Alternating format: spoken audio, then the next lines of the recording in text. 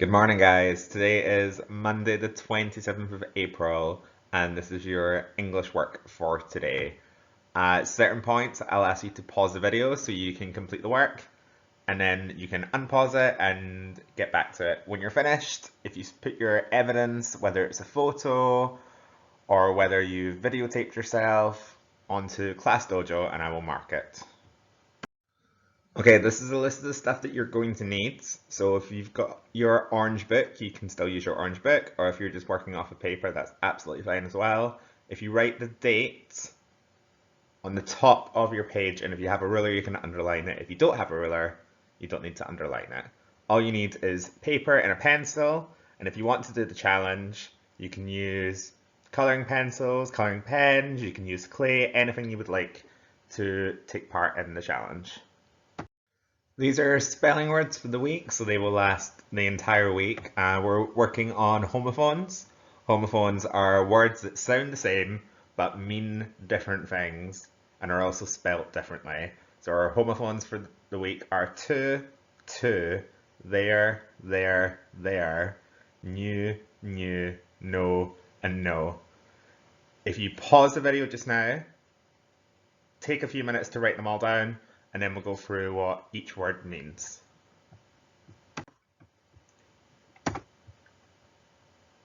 Okay, our first homophones are to and to.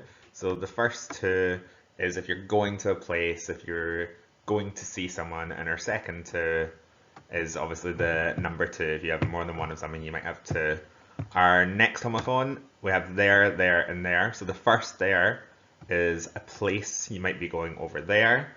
The second there means that it belongs to a group of people. So you might have that as their table, that is their home. And then our third homophone for in that set is there. And you notice it's got an apostrophe between the Y and the R, which tells you there's a letter, A, that's missing that we've cut out. So it's shortened down they are to there. And that's for they are. They are going to the shops. They are going somewhere. We've got new, and the first new means something is brand new, you've just bought it. And the second new is if you know something. He knew his times tables. And the last set of homophones that we have are no and no. The first one is negative, you don't want it, you're saying no to something. And the second one is similar to new, you know something, you know your three times table, you know how to write. So what I want you to do for your spelling for the week is write down these words and then choose one spelling activity. You can do curly letters, you can type them up, you can cut up letters out of newspapers and magazines, or you can just write them down. Okay, for our spelling, punctuation, and grammar, we're going back to looking at using commas in a list. So a comma should be used in a list to separate individual items or places or whatever it is that you're writing down. And then we use the word and before it comes to the last item in the list. So if you listen to the sentence, I visited New York, Paris, and London, there should be a comma between New York and Paris. We've got three sentences on the side. To bake bread, you need flour, yeast, water. The zoos had penguins, bears, camels, an aquarium. Two cushions, a throw, a lamp were in the order. What I want you to do is write down these sentences, put the commas in the correct place, and use the word and. If you pause the video here, do that activity. When you press play again, I will give you the answers and I'll get to see it when you put it on Class Dojo. Okay, the answers for our spag, we should have to bake bread you need flour, yeast, water. So we should have to bake bread you need flour, comma, yeast, and water.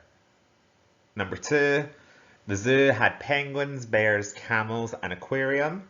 The zoo had penguins, comma, bears, comma, camels, and an aquarium. And you notice that you're using an instead of a aquarium.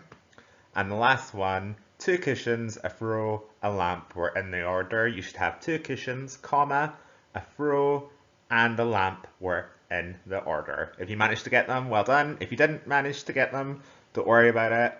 we're going to be doing commas in the list for this week. Is we're going to have a look at this battle scene. So I've included a video in this video for you to watch. It's the battle scene out of Narnia. So if you've already seen the Chronicles of Narnia, The Lion, the Witch, and the Wardrobe, you'll already know what's happening. If you've not seen it before, don't worry, you don't need to know who the characters are. We're just looking at what happens in the battle. So pause the video here, go and watch the Chronicles of Narnia video, and then come back to this video and I'll show you what I want you to do. Okay, our Walt is we are learning to identify key vocab using different senses. So the senses that we're going to focus on is what we see, what we hear, what we smell, and what we feel. Okay, if you're working in your book, I want you to take a new page, and if you're just working on paper, that's absolutely fine. I want you to divide your page into 4, just like I've done. And I've gave you 4 headings that we're going to use. We're going to use see, hear, smell, and feel. And I want you to think about all the things that you saw in the video. So I wrote soldiers, my first one. There was way more than that. There was griffins, there was eagles, there was horses. You might want to talk about the weapons. And then do the same for the things that you hear. What sound did you hear during the battle? Was it people making sounds? Was it crashing, banging, all that kind of stuff? And then you've got smell and feel. Now smell's slightly harder, so you might only get a few for smell. And for feel, think about the emotions that the warriors in the battle will have been feeling. So some of them might have been very angry, very aggressive, very excited about the battle. And on the opposite end of the spectrum, you might have people that are really worried or anxious about it, or that are upset about what's happening. Now, when you've filled in these 4 areas, I want you again to take some evidence and put it onto Class Dojo so that I can see your work. If you want a challenge for your English, what I want you to do is use any art method. So you can get out your coloring pencils, you can get out your coloring pens. If you want to really spend some time on it, you could use paint, you could use clay, you can make little stick characters, and I want you to recreate your favorite part of the battle and post it onto Class Dojo, and Miss and I will have a look at them.